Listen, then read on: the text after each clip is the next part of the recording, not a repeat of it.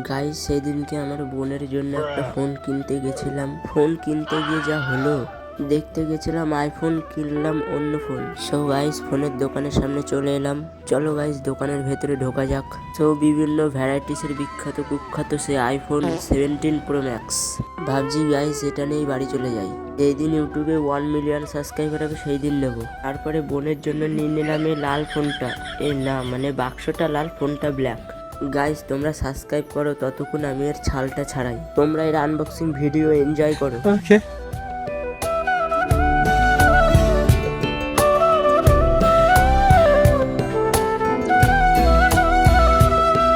Guys ভেতরে পুরো full black টাটকা মশলা আছে গাইস। টিন ভাঙা লোহা ভাঙা খুলেই যাচ্ছে গাইস, শেষ আর হচ্ছে না।